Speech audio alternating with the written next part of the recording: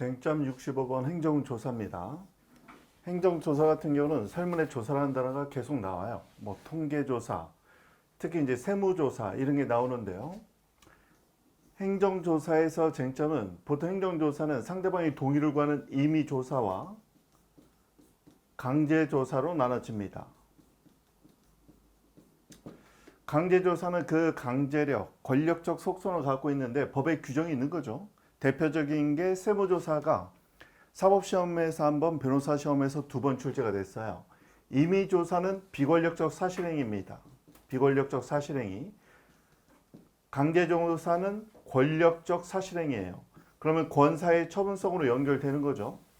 따라서 사례로 접근한다면 행정조사는 첫 번째, 강제조사인지, 보통 강제조사인지는 조문을 해석해보면 나와요. 세무조사처럼 강제조사면 강제조사의 성격은 권력적 사실행위니까 권사의 처분성이 논란이 됩니다. 결국은 대상적 격에서 항고소송의 대상으로서 취소소송의 소위 대상이 되는가, 보통 이게 이제 중요한 쟁점이 되고요. 두 번째는 이러한 행정조사를 근거해서 이 데이터를 근거해서 처분이 나와요. 위법한 행정조사에 근거한 후행처분의 효력입니다. 자, 사례로 나올 때는 이것이 가장 중요한 쟁점이 돼요. 예를 들면 위법한 행정조사와 관련해서 만약에 세무조사가 위법했다는 겁니다. 그럼 이런 위법한 세무조사에 근거해서 후행처분이 나왔어요. 즉 조세부가처분, 과세처분이 나옵니다. 이 과세처분의 효력을 어떻게 볼 것이냐? 여기서 중요한 건 뭐냐면요. 세무조사가 내용이 잘못됐어. 내용상 위법이 있어. 그러면 당연히 잘못된 데이터를 가지고 과세처분이 나왔으니까 이런 후행처분의 과세처분이 위법한 건 너무 당연합니다. 따라서 얘가 쟁점이 되는 것이 아닌 거죠. 결국 뭐냐면 쟁점이 되는 부분은 내용은 정확한 거예요. 내용은 정확한데 어떤 절차에 문제가 있는 겁니다. 절차상 하자가 있는 거예요. 그랬을 때 후행처분에 미치는 영향이 뭐냐? 야, 내용은 정확하니까, 정확한 내용에 근거한 처분이니까, 예를 들면 세금을 탈루했다고 봅시다. 그러면 내용은 정확하니까 그에 근거한 과세처분은 적법하게 보자는 견해도 있고, 아무리 내용이 적법해도 절차에 하자가 있다면 적법 절차 원칙을 중시하는 이런 헌법의 태도에 비추어 봤을 때 과세처분도 위법한 걸로 봐야 되지 않겠느냐, 이런 논란이 있는 거예요. 우리 판례의 결론은요. 적법 절차 원칙은 헌법상 원칙이잖아요. 원칙은 위법해진다. 적극서를 취하는 겁니다. 즉 세무조사가 내용이 아무리 적법하더라도 그 절차에 하자가 있다면 원칙적으로는 후행처분도 적법해지는 걸로 보고, 예외적으로 절차상 하자가, 행정조사의 절차상 하자가 경미할 때만 후행처분에 영향이 없다, 이렇게 보고 있어요. 자, 경미한 하자일 때만 영향이 없다, 이렇게 보고 있는데, 이거는 이제 형법에서도 유사한 게 있죠. 독소독가 이론이 있잖아요. 고문을 통해서 살인자의 그 칼을, 살인 도구를 발견하게 됩니다. 거기서 지문 채취를 했어요. 그러면 보세요. 고문을 통해서 발견한 결정적인 스모킹 건이 되는 그런 증거에 지문이 있단 말이죠. 내용은 정확해요. 아, 이 사람 범인 맞구나. 그런데 고문을 통해서 그러한 증거를 수집했기 때문에 이렇게 위법한 조사를 통해서, 고문 수사를 통해서 만약에 증거를 확보했다면 증거 능력을 인정할 것이냐, 논란이 있는 거하고 똑같습니다. 행정조사가 내용은 적법하지만 절차나 뭐 형식 등의 하자가 있다고 하면 보통은 절차상 하자로 나와요. 이에 근거한 후행처분은 적법한 거냐? 내용이 정확하니까 후행처분은 영향이 없어. 그게 소곡설이겠죠. 소곡설도 있는 거예요. 적극설도 있고 절충설도 있겠죠. 절충설은 행정조사의 하자가 중대할 때만 후행처분의 위법한 걸로 봐야 된다. 판례는 정확하게는 절충설은 아니에요. 선행처분의 하자가 중대할 때만 후행처분에 영향을 미친다. 이게 절충설인데 얘는 좀 반대죠. 원칙이 적극설이고 다만 이 하자가 아주 경미하다면 그때만 연연이 없다. 자, 쟁점이 형성된 부분이 이 부분이라는 걸 정확히 기억해 주세요. 그리고 대부분은 행정조사 자체를 항고성어 다툴 수 있는지 행정조사의 처분성 여부가 중요 쟁점입니다. 이것만 정확히 알면 되겠어요. 행정조사란 먼저 개념은 정확히 알아둬야겠죠. 행정기관이 사인으로부터 행정상 필요한 자료 정보 이 두 단어를 알아두면 되겠네요. 자정 노력, 자료 정보를 수집하는 일체 행정 작용을 말합니다. 행정조사 기본법이라는 게 있어요. 행정기관의 정책을 결정하거나 직무를 수행하는 데 필요한 정보 자료를 수집하기 위한 일체의 행위를 다 의미합니다. 현장 조사도 할 수 있고 문서 열람 또는 문서 제출 명령 같은 것도 할 수 있어요. 세무조사 같은 거 생각해 보세요. 직접 매장에 들어오는 거죠. 영업소에 방문합니다. 자료 같은 거 제출을 요구해요. 그리고 질의응답도 합니다. 뭐 시료 채취 이런 것들도 하는 거죠. 보고를 요구하고 자료 제출 명령을 할 수도 있어요. 진술을 요구하는 모든 행위를 의미합니다. 그래서 이런 행정조사는 강제력이 수반되는 조사도 있고요. 상대방의 협력을 받아서 임의적으로 이루어지는 조사도 있어요. 다만 이런 행정조사는 거기서 끝나는 경우도 있지만 대부분은 이런 행정조사는 후행 처분을 위한 준비활동에 불과한 경우가 많습니다. 준비적이에요. 자, 그 자체가 실력 행사를 수반하지는 않지만 권력적 속성을 갖고 있어서 만약에 세무조사는 강제수사겠죠. 국세기본법에 근거를 두고 있는 강제조사입니다. 이런 세무조사를 성실히 응하지 않으면 나중에 처벌하는 규정이 별도로 있어요. 자, 그 자체의 실력 행사는 수반하지 않지만 권력적 속성을 가지기 때문에 그 조사를 수행하지 않으면 처벌할 수 있는 규정에 의해서 어느 정도 실효성이 확보되어 있습니다. 벌칙이 예정돼 있죠. 보통은 상대방의 신체 재산에 직접 실력을 행사하는 직시강제하고는 구별된다. 이건 나중에 뒤에서 배웁니다. 법적 성질에서는 항상 나중에는요. 결국은 처분성, 항고소송의 대상인 처분성이 인정되느냐. 여기로 모든 게 규결이 돼요. 상대방이 동의에 기초하는 임의조사, 얘는 비권사죠. 비권력적 사실행위입니다. 비권력적 사실행위면 이원설, 즉 쟁송법상 개념서를 취할 때만 처분성이 인정되고 그렇지 않은 경우는 처분성 부정하죠. 강제조사는 보통 시험은 이걸로 많이 나오는데요. 강제조사는 권력적 사실행위입니다. 권사의 처분성을 인정하는 게 지금 다수의 판례죠. 임의조사는 비권력적 사실행위, 강제조사는 권력적 사실행위. 그러면 권력적 사실행위의 처분성, 이원설, 일원설, 다른 말로 실체법상 개념설, 쟁송법상 개념설로 연결이 됩니다. 법적 기간, 행정조사를 규정하고 있는 경우 하나에서만 실시할 수 있어요. 다만 자발적 협조, 즉 임의조사는 법에 근거를 두지 않습니다. 보통 비권력적 사실행위, 임의조사처럼 비권력적 사실행위는 법적 근거가 필요 없어요. 상대방이 동의해주면 얼마든지 할 수 있습니다. 권력적 사실행위는 이건 공권력 행사이기 때문에 법적 근거가 필요합니다. 자, 다음 행정조사의 기본원칙, 이건 법조문에 있는 내용인데요. 이건 뭐 단순한 게 사안이죠. 필요한 최소 범위 내에서 이루어져야 된다. 보통 이게 비례원칙이죠. 남용돼서는 안 됩니다. 이게 이제 비례원칙이고, 목적에 적합해야 된다. 모든 행정복직은 공익에 있다고 했죠. 조사 대상자를 설정 실시해야 되는데 예를 들면 과세 대상자가 아닌 자에게 세무조사를 했다. 그럼 그 자체가 위법하겠죠. 공동조사가 가능하면 공동조사를 해서 중복해서 조사가 이루어지면 안 됩니다. 세무조사는 뭐 여러 번 한다고 생각해 보세요. 이건 영업권을 방해하게 되겠죠. 자, 그리고 행정조사는 법령위반에 대한 처벌보다는 법령을 준수하는 데 유도적 성격을 많이 가져요. 처벌보다는 유도에 중점을 갖는다. 그리고 다른 법률에 따르지 아니하는 조사 대상자, 조사 내용의 공표나 이런 것들도 금지됩니다. 행정조사를 통해서 어떤 비밀 같은 것을 외부에 공표해버리면 안 되겠죠. 조사를 통해서 습득하게 되는 정보는 다른 법률에 따른 내부 이용이나 다른 기관 제공을 제외하고는 원래 조사 목적 이외의 용도로 이용되거나 타인에게 제공은 금지됩니다. 이게 나중에 행정조사 기본법에도 규정되어 있고요. 이건 개인정보보호법 위반도 될 수 있는 거죠. 실력 행사가 가능하냐? 예를 들면 강제조사를 하는데 여러분 강제조사 관련해서요. 우리가 보통 도로에서 음주 단속을 하잖아요. 음주 단속의 법적 성격에 관한 논란이 있습니다. 논란이 있어서 이거는 행정상 즉시 강제냐 아니면 강제조사냐 논란이 있어요. 제가 볼 때는 무작위로 조사를 하는 건 강제조사로 봐야 됩니다. 조사를 거부하고 도망가면 나중에 도로교통법 시행령이나 시행규칙에 따라서 처벌할 수 있죠. 도로교통법령에 의해서 처벌이 가능합니다. 이렇게 음주 단속과 관련해서 조사를 하는 것은 강제조사의 성격을 가져요. 왜냐하면 법에 의해서 강제력이 수반되어 있죠.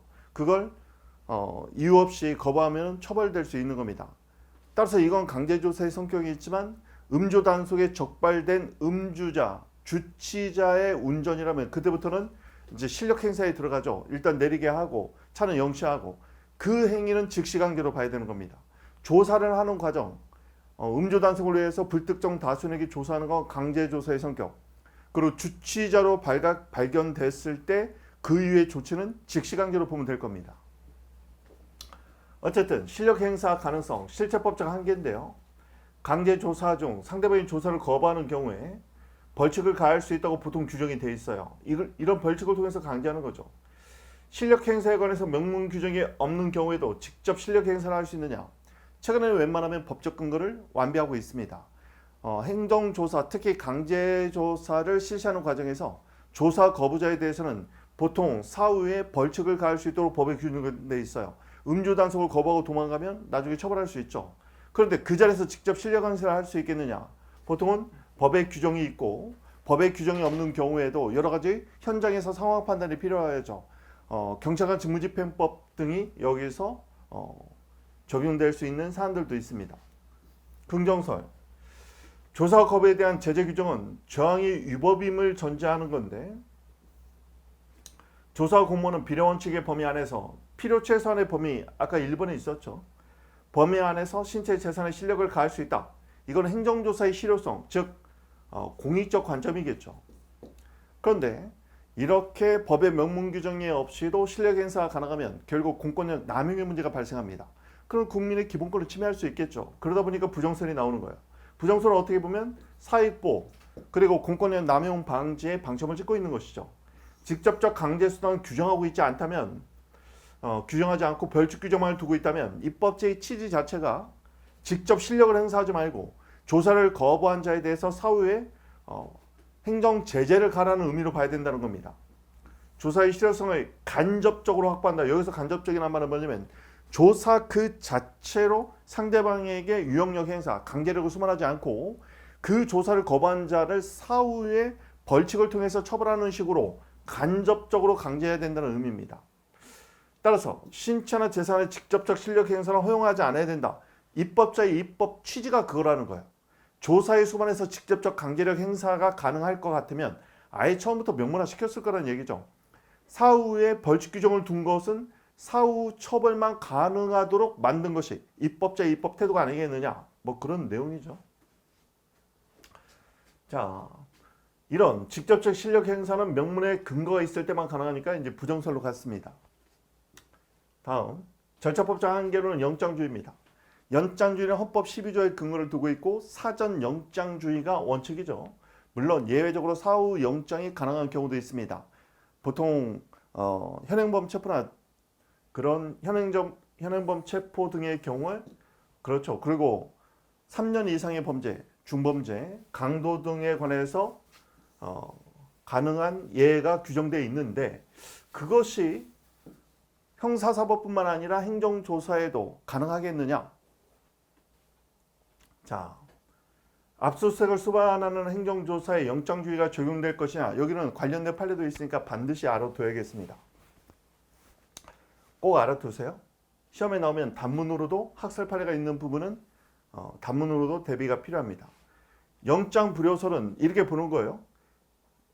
영장, 사전영장주의 이 영장은 형사사법에만 적용되는 거다. 행정조사에는 필요 없다는 겁니다. 행정목적 수행을 위한 행정조사에는 영장주의가 적용되지 않는다. 이 견해는 형사사법에만 필요하다. 이렇게 보는 거죠. 영장 필요설은 영장의 취지 자체가 인신의 구속을 하는 모든 공권력 행사를 제한시키기 위한 것이기 때문에 국민의 기본권 보장을 위해서 국민의 인신을 구속하는 모든 공권력 행사에는 영장이 필요하다고 보는 거예요. 명문 규정이 없어도 영장주의가 적용되는 걸로 봐야 된다. 즉, 이 견해는 형사사법으로 한정되지 않는다는 것이죠. 절충설은요, 행정조사에는 원칙적으로는 영장주의가 적용되지 않지만 영장을 기다려서는 그 행정조사 목적을 달성할 수 없는 경우에 예를 인정하자는 견해입니다. 의미가 있죠. 보통 절충설로 가겠죠. 특히나 3년 이상의 범죄의 강도 이상의 중범죄에 관해서는 우리가 긴급체포나 현행범 체포도 사전영장주의 예를 인정하고 있죠. 그 정도는 인정하자는 견해예요. 결국 개별적 결정서는 개별적으로 봐야 된다는 건데 개별적 결정서를 취하면 기준이 불명확하다는 비판이 있겠죠. 조사의 성격, 이게 강제성을 수반하는지 안 하는지, 그런 행정조사를 해야 될 공익적 필요성이 어느 정도 중대한 공익적 필요가 인정되는지, 이런 걸 고려해서 개별적으로 결정하자는 견해입니다. 이 판례는 꼭 알아둬야 돼요. 우편물 통관 검사 절차에서 이루어지는 우편물 개봉, 시료 채취, 성분 분석 등 검사는 그것이 아직은 행정조사의 성격을 유지하고 있다면 보통 강제 수사에 영장이 필요한 거잖아요. 강제 처분이라고 할 수 없기 때문에 압수수색 영장은 필요가 없다고 보고 있어요. 즉, 행정조사의 성격을 유지하는 한도 내에서는 영장이 필요 없다. 그런데 행정조사에서 나아가 범죄 수사의 목적을 띠고 있다면 그때는 영장이 필요하다고 보는 겁니다.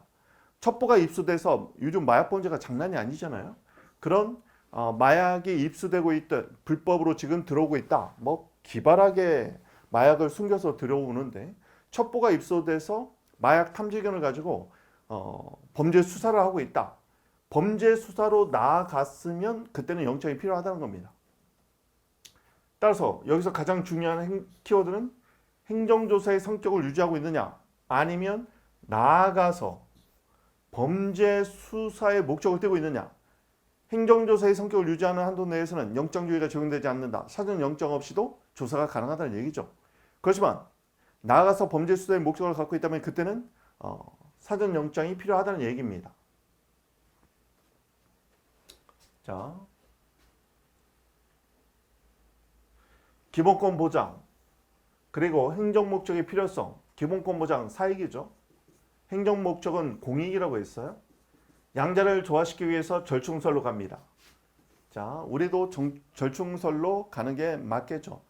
그리고 판례도 보면은 행정조사의 성격을 유지할 때는 영장이 필요 없지만 행정조사에서 나아가서 범죄 수사의 목적을 가질 때는 그때는 필요하다는 내용입니다.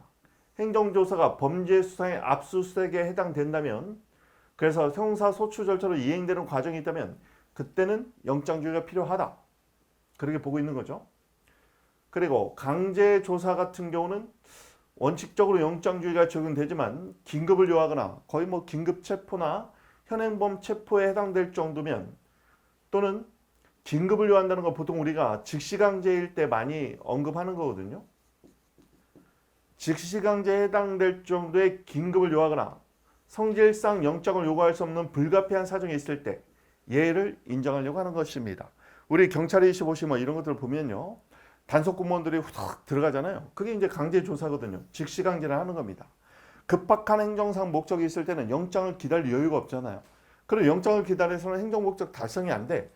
그럴 때는 영장 없이도 할 수 있다는 겁니다. 보통 이제 우리가 즉시 강제 뒤에서 배워요. 세무조사는 대표적인 강제 조사입니다. 세무조사에서는 사시에서 한 번, 변호사 시험에서 2번이나 나왔어요. 세무조사 결정의 법적 성질인데요. 여기는 한번 볼게요. 세무조사가 있습니다. 그리고 세무조사하면 탄로된 것들 다 추징금, 과세처분이 나오죠.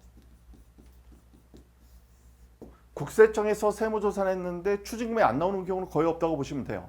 왜냐면요, 보통은 우리가 비용 처리를 하잖아요. 뭐 경찰분들도 비용 처리하는 거 막 신경 많이 쓰실 텐데, 보통 법인을 운영하다 보면 비용 처리 항목이 있단 말이죠. 그런데 법인 운영이 필요 없는 것도 사실 많이 긁잖아요. 우리가 현실 아닙니까? 근데 이거 하나씩 꼼꼼히 따지면요, 법인카드 내역 중에서 비용 처리 될 수 있는 거 안 되는 거 이거 엄격하게 구분하면 다 문제가 생겨요. 그리고 감가상각 이런 것들을 엄격하게 하다 보면 나중에 세무조사에서 꼼꼼하게 따져보면요. 이거 비용 처리 항목이 아닌데 막 껴 들어간 거 이런 거 다 빼면 그러면 일부분 탈루로 다 잡히는 거죠. 어쨌든 과세 처분이 나온단 말이죠. 얘는 당연히 처분이에요. 항고 소송의 대상이 됩니다. 그런데 세무조사 자체도 어떻게 보면 세무조사를 받는 과정에서는 영업권이 침해될 소지도 많습니다. 세무조사 자체의 처분성을 인정해야 될 필요가 있었는데 과거는 어떻게 봤냐? 세무조사는 조사의 방점이 찍혀 있잖아요. 권력적 사실행위로 보고 처분성을 인정했던 겁니다. 즉 세무조사를 강제조사로서 권력적 사실행위로 보고 처분성을 인정했었어요. 근데 문제는 뭐냐면 세무조사가 이루어지기 전에 세무조사 통보가 이루어집니다. 그 단계에서부터 소송을 제기하면서 집행정지를 해야 될 필요성이 있다 보니까 나중에 우리 판례는 세무조사 결정, 물론 결정하면 통보가 되겠죠, 당연히. 이 세무조사 결정 자체의 처분성을 인정해 주었습니다. 그럼 보통 세무조사 결정에 대해서 처분성을 인정하면 항고소송을 제기하면서 집행정지를 신청할 수 있어요. 물론 집행정지는 항상 되는 건 아닙니다. 회복하기 어려울 정도의 손해 발생의 우려가 있을 때만 인정이 돼요. 문제는 뭐냐면 세무조사 결정 자체의 처분성을 인정하면요. 그 세무조사 결정 통보에 따른 세무조사는 처분의 단순 집행행위로 이런 구성을 원래는 해야 됩니다. 그런데 세무조사를 권력적 사실행위로서 여전히 처분성을 인정한 것으로 논의하는 이유는 뭐냐면 처음에 여기서부터 논의가 시작됐고 나중에 판례가 전 단계인 세무조사 결정의 처분성을 인정해 준 겁니다. 법리로만 따지면 세무조사 결정 통보를 처분으로 보면 이에 따른 행위들은 처분의 단순 집행행위가 돼서 얘를 다투어야 되는 걸로 이론 구성이 돼요, 원래는. 그렇지만 초창기 논의가 과세처분 전 단계인 세무조사를 위주로 논의를 이렇게 했었어요, 그동안. 그러다가 판례가 그 전 단계에서부터 처분성을 인정한 겁니다. 그러다 보니까 논의가 같이 중복적으로 지금 이렇게 굳어버렸어요. 그래서 법리적 설명과 실제 판례가 인정하는 것을 좀 구분할 줄 알아야 되겠습니다. 사시하고 변호사 시험에 나왔을 때는 세무조사가 절차를 어긴 걸로 나왔어요. 그래서 이런 절차 당사자가 있었을 때 후행 처분에 미치는 영향을 시험에서 물어봤고, 변호사 시험에서는 세무조사 자체가 항고소송의 대상이 되느냐, 그러면 권력적 사실행위, 권사의 처분성에 관해서는 쟁점이 있죠. 이걸 쓰는 시험 문제도 나왔어요. 다 알고 있어야 된다. 볼까요? 세무조사 결정. 세무조사 결정의 법적 성질, 결국 처분성 인정 여부입니다. 세무조사 결정이 후행 과세 처분의 산정 기준이 되는 준비행위에 불과하다. 그럼 처분성을 부정할 수도 있겠죠. 그렇지만 세무조사는 국민의 권리 의무에 직접 영향을 미치게 되므로 영업권을 제한할 수 있어요. 납세자의 분쟁을 조기의 권리구제를 위해서 결국 조기의 권리구제를 위해서 항고소송의 대상으로서의 처분성을 인정해 주는 겁니다. 조기의 권리구제. 왜? 세무조사 결정이 통보됐는데 세무조사가 실시되기 전까지 기다리고 있을 수는 없는 거죠. 견해 대립이 있었습니다. 납세자의 영업의 자유를 심하게 제한해요, 세무조사는. 따라서 국민의 권리 의무에 직접 영향을 미치죠. 그래서 처분성이 인정된다는 게 판례였습니다. 기억하시고, 재량행위인지 여부는 법규의 체제 형식 문헌을 봐야죠. 국세기본법에 보면 재량으로 돼 있어요. 세무조사를 할 수 있다. 체제 형식. 행정청원을 할 수 있다. 체제 형식 문헌, 그리고 주된 목적과 특성 이런 거 볼 때 세무조사 할지 말지는 이거는 재량행위로 판단이 됩니다. 다만 엄격한 실체법상, 절차법상 한계가 있다.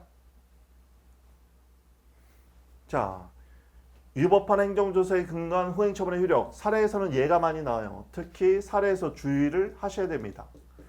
위법한 행정조사, 예를 들면 세무조사에 따라서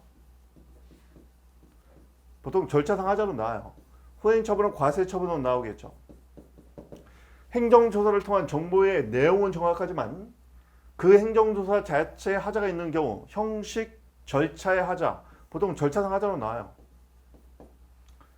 물론 형식상 하자도 포함됩니다. 이때 후행처분에 미치는 영향이 문제가 돼요. 적극설은 어쨌든 선행 처분이 무슨 하자가 있으면 무조건 후행 처분도 적법 절차 원칙에 따라서 위법한 행정조사에 근거한 후행 처분도 위법하다는 견해입니다.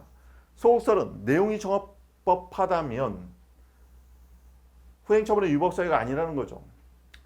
법령상 행정조사가 후행 처분의 필수적 전제 조건인 경우 외에는 조사가 위법하다고 해서 곧바로 내용의 위법 여부를 묻지 않고 무조건 후행 처분 자체가 위법이 되는 것은 아니다. 절충설은요. 선행 조사에 중대한 위법이 있을 때만 후행 처분도 위법하다는 견해입니다. 절차하자설은 적극설의 한 갈래로 나온 견해예요. 즉 행정조사는 후행 처분의 사전 절차의 의미가 있기 때문에 어쨌든 행정조사가 위법하면 후행 처분의 절차상 하자로 봐야 된다는 견해입니다. 적극설로 분류할 수 있어요.